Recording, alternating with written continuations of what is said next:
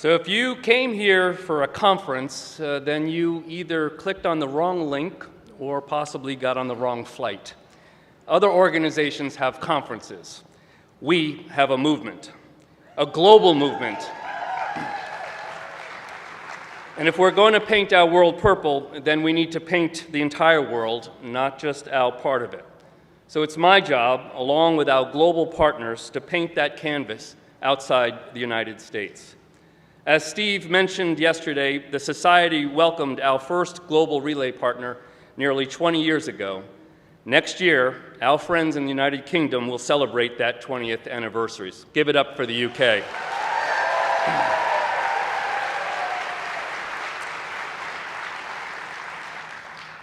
Today, we have more than 23 partners outside the United States. That includes our newest partner, Turkey, scheduled to paint Istanbul purple in just 2 months from now. In addition, we are negotiating agreements with the Singapore Cancer Society and the Israeli Cancer Association for their first relays in 2016. In short, we are painting the globe purple one country at a time. And as you can see from this map, we have a lot of blank canvas to paint.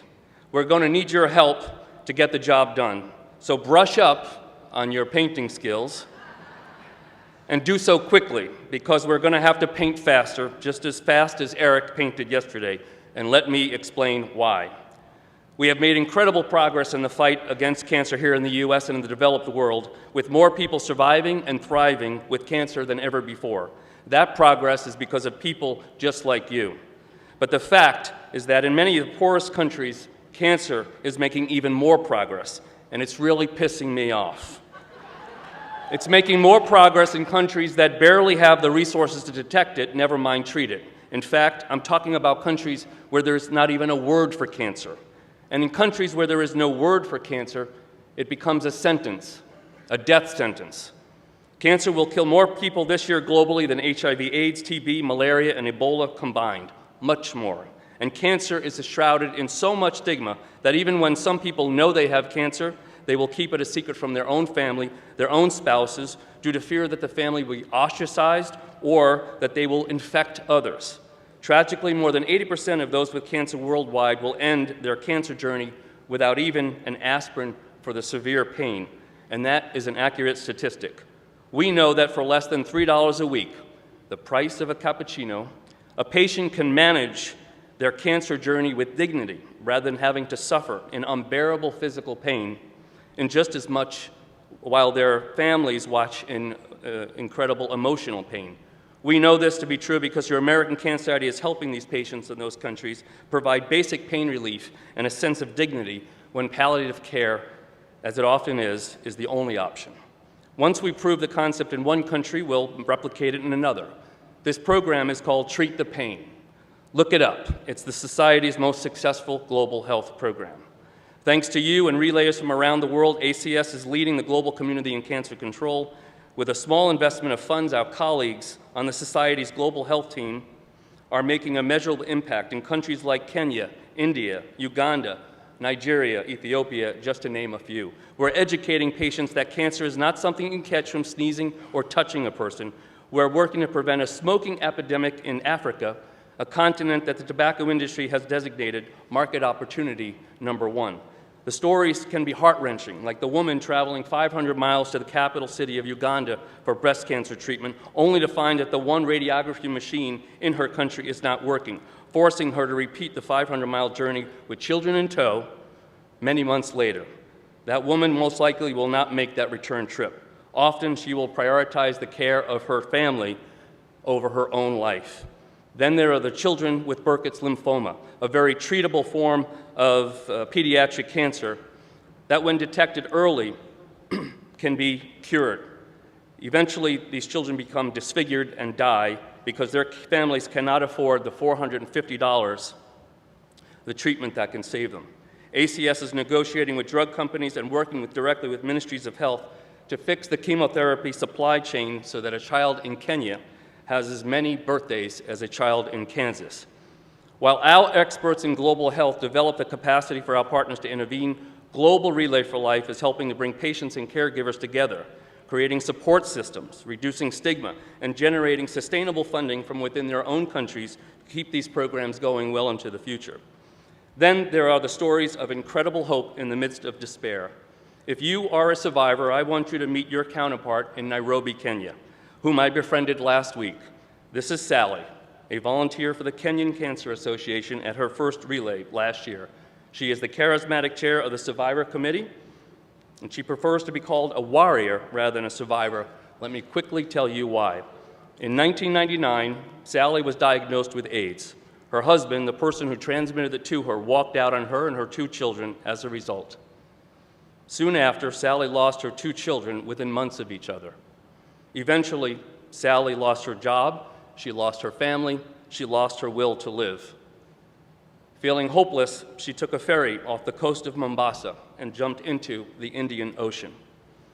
Sally's journey of hope came from a fellow passenger who risked his own life to save hers.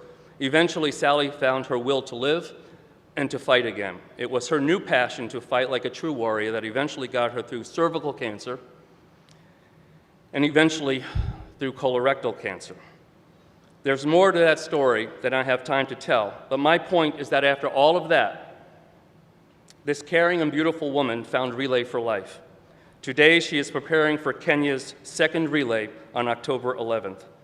She shares her story of hope with the media, with government officials, with cancer patients and caregivers all over Kenya. Sally is one of you, and she asked me to send you her regards and to thank you for allowing Relay for Life to come to her country. My final message to you is simple. No matter where you relay on that small planet behind me, you do not walk alone. And we believe that where you live on that planet should not determine if you live. You are part of a global network of relayers, now 5 million strong and growing. When it started in 1985 with Gordy Klatt and Pat Flynn, has now expanded around the world. And Gordy, Pat, I can report to you today that the sun never sets on Relay for Life.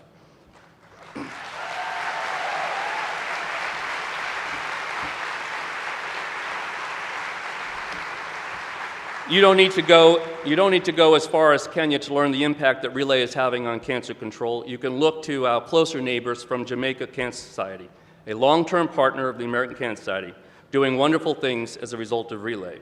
So I'm honored to introduce our friend, our colleague, and our partner, the CEO of the Jamaican Cancer Society, Ms. Yulit Gordon.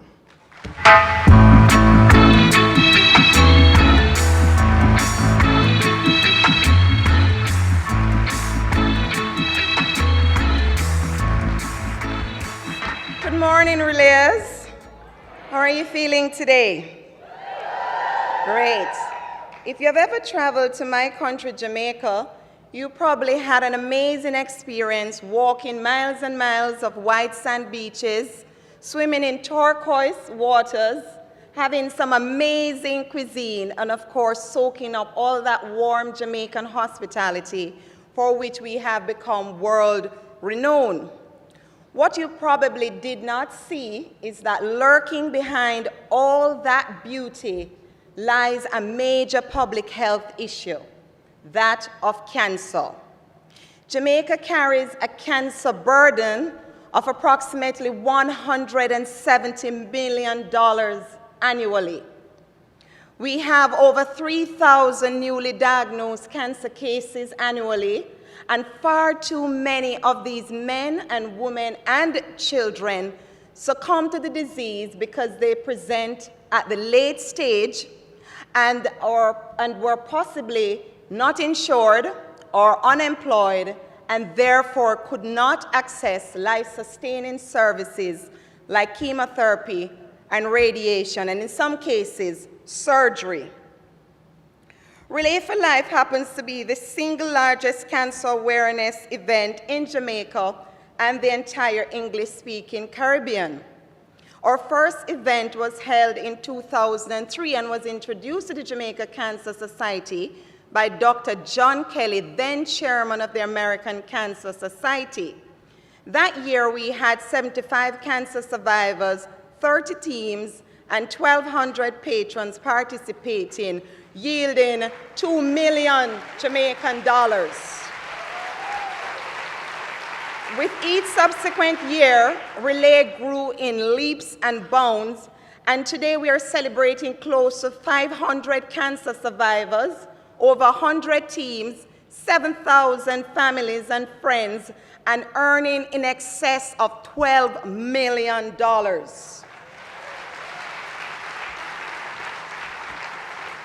But how has this vehicle of Relay assisted the society in delivering on its objective of cancer control programs? On an annual basis, from the funds raised through Relay, we are able to screen in excess of 18,000 underserved men and women across the island of Jamaica for cancers of the breast, cervix, and prostate. We have been successful in bringing early detection to approximately 700 of these individuals.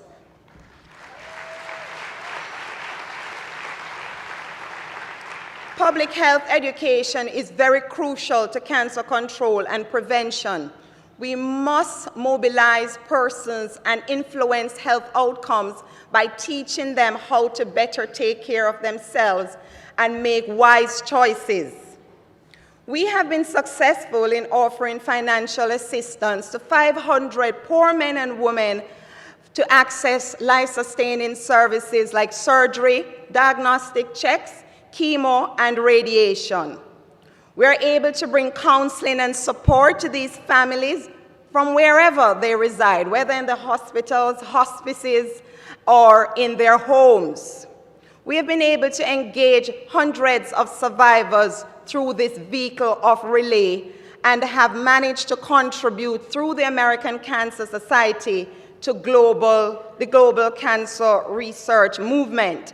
This is just a copy of our mobile clinic, which was generously donated to the Jamaican Cancer Society by the Scotiabank Foundation. And this vehicle has gone every length and breadth of Jamaica through some very, very rough terrain. These are snapshots of our public health education, and we do over 20 annually, both on cancers of the breast, cervix, prostate, colon, and lungs, which are the 5 most prevalent cancers in Jamaica. And of course, you must be wondering, boy, why are people dying? Because these are preventable cancers, especially if they are detected early. Our impact on advocacy has been phenomenal. And it cannot be overstated, because we are able to do a lot through our partners in corporate Jamaica and in the government agencies. We have been chipping away at legislation for smoke-free public spaces for over 10 years. But in 2013, we were very successful. We were able to go to Parliament and to make true representation as to why Jamaicans deserve to breathe fresh, clean air. And we were successful, yes? We were successful in having the tobacco regulations enacted that provided Jamaicans with smoke-free public spaces, 80% graphic health warnings on all tobacco packaging, regulations for tobacco disclosure, packaging and labeling of tobacco products, and of course, harsh penalties for those who do not become compliant. This is a photograph of the hard-working Jamaica Coalition team for tobacco control, and yours truly is hidden all the way around the back there. You can't see me. A year ago, we were able to take one of our young tobacco advocates to speak on the world stage at the NCD Child Conference in Trinidad, and this was through the generous assistance of the American Cancer Society. So we say thank you very much for that visibility. Of course, with hard work comes recognition. And we are very humbled that the American Cancer Society recognized the work put in by the families and friends of the Jamaica Cancer Society and we were awarded the International Heart of Relay Awards for mission delivery in 2009 and in 2011. In 2010, we were awarded that award for advocacy. And throughout the years, we have had some amazing and phenomenal men and women named heroes of hope.